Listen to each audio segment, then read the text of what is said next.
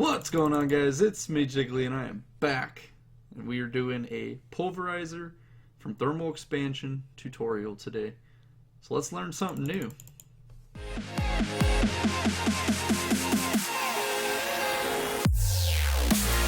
Alright guys, like always, we got to start off this Pulverizer tutorial by first off knowing how to craft it. So here's kind of a large scale crafting grid. But let me go ahead and pull it up so I can show you how within the crafting menu here. So starting off, you need a piston, a machine frame, 2 pieces of flint, 2 copper gears, and a redstone reception coil. Because like all other devices, it either puts out power or it takes in power. This one takes in, so you need a reception coil. And you subsequently get a pulverizer. So this is at a later point. I will show you the Pulverizer redstone furnace with an output. So first things first, this is the pulverizer, alright, and it uses 40 RF per tick with an internal storage of 120,000 RF. Now that's quite a bit of RF. I mean, it stores quite a bit, but you know, as RF gets lower, it can slow down. You need a constant supply of power, which I have done here and politely showed you how I routed it. I know that looks a little funny. I could have broke that, but it's cool. Still looks alright. And then you've got your Augmentation Tab right here. It comes with the 3 standard thermal expansion, automatic transfer out of a device, redstone controls, and allowing you to reconfigure the device on its sides. And of course, redstone signal, just leave it as ignored. I don't feel like turning it off. And our configuration. Now this is where it gets different than the redstone furnace. You have blue, which is always your input. This is what allows you to input items from different objects, especially pipes, stuff like that. I'll just go ahead and turn it off, but those are your options. And then orange is your combined output, which you do sometimes get byproduct from ores when you break them down and crush them. And so you get powder. And so I know, for instance, iron's byproduct is ferrous metal or dust, and copper's byproduct is gold dust. So I leave them as orange so that they just export out together. The other color would be red, which is the secondary output slot, and yellow being a primary output slot.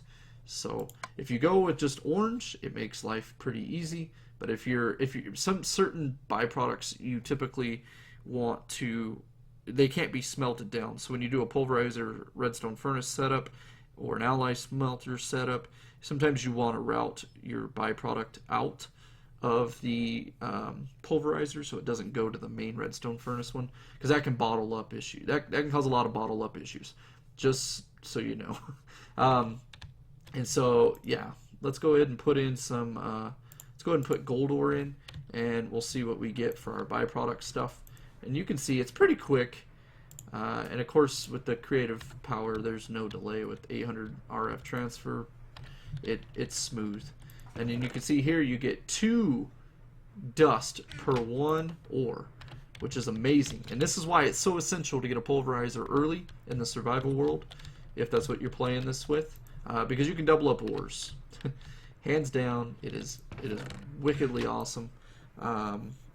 It makes your mining efforts twice as valuable, I guess is a great word to put it. Now you can't put like raw diamonds in here, but if you have silk touch and you pull the diamond ore out, then yes, you could pulverize it, smash it down to 2 diamonds, which is really, really cool. So I don't know if we're going to get any byproduct from that. So while that's finishing up, we'll go ahead and move on over to here. So here's where you need to have the top being blue. If it's not blue, you can put stuff in and pull stuff out. You just can't have stuff automatically pipe into it. And in this case, we're running a chest into a hopper, into a pulverizer, next to a redstone furnace. And I'll explain why it's important that they're butted up next to each other versus running a pipe. So the reason, and I'm using a crystal chest because it just looks cool, but you can use just a regular chest for this. And the purpose is, when you go mining, sometimes you stack up like maybe like 4, 5, 6, 7 different types of ores, especially in this modded world. And you come back, you don't want to have to individually feed them. So if you put them in a chest with a hopper setup, you can just drop them in like that, it auto feeds them and auto feeds them down. Okay, and just like that, it's going to town.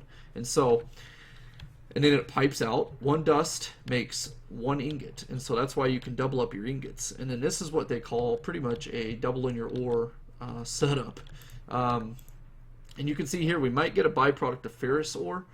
And again, I have all my pulverizer setups to orange. I just want everything outputted into the furnace. This is of course on blue, and then I want everything outputted into that chest. If we get a byproduct one, what it's going to do though is it has no way to output it because the only input slot is got pulverized iron in it. And typically this one keeps up where it restocks it before, as you can see, before anything else can get put in. And so if you run a pipe, if you get the byproduct running out with it, the pulverized iron, of course, is going to get there first. It's going to kick your byproduct out of the pipe. But if you leave it to where there's only one spot for it to go, it keeps it in here. And sadly, I don't think it's going to show it to me. And what it'll do is it'll start smelting it after the ores run out. It'll start picking up whatever the byproduct one is. Typically with iron, it's ferrous. But we got none of that this go. So let's see if we get a byproduct of gold to show it. But as you can see here, we're going to end up, we had 16 iron ore. We're going to end up with 32 ingots. So there's 31 and 32. And of course you can use different pipes. Of course I'm just using the cobble. So there you go. See the byproduct, pulverized gold? It's stuck in there because it has nowhere to go. Now had I put a pipe out, it would have kicked it right out to me. And I wouldn't be able to do what I'm doing. But because they're right next to each other, it kicks it out just like that. And then as soon as these are done, I'll show you where the pulverized gold goes into the redstone furnace and finishes it up. And yeah, that's the pulverizer, guys. That's the beauty of it. It doubles everything up. Oh, it is amazing. It makes your mining effort so much better. Look at that. Now we've already got 2 pulverized gold. So once this is said and done, we're going to get 2 gold ingots as well from the same copper. And that's the other beauty, is sometimes you can get ores that you wouldn't normally get from mining as a byproduct of busting the particular ore out. I'm pretty sure on the wiki, Thermal Expansion wiki, they have all the byproducts listed. I don't know them all by heart. I know irons is ferrous, and I know golds is copper. One of them is tin.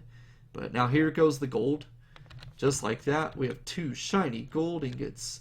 Just like that. And for mining copper, which copper, if you've played on modded stuff, is so abundant and it's so up towards the top, it makes getting gold so easy. Now we have enough to make another reception coil just like that. 2 of them actually, because it's only 1 gold ingot. But yeah, guys, that's the pulverizer from Thermal Expansion in a nutshell. If I missed something, let me know below. Put it in a comment. Help the community out. And yeah, guys, I hope you learned something new. Thank you so much for watching. Be sure to hit that like button if this was helpful for you. And yeah, if you're not a member of the community, hit that subscribe button.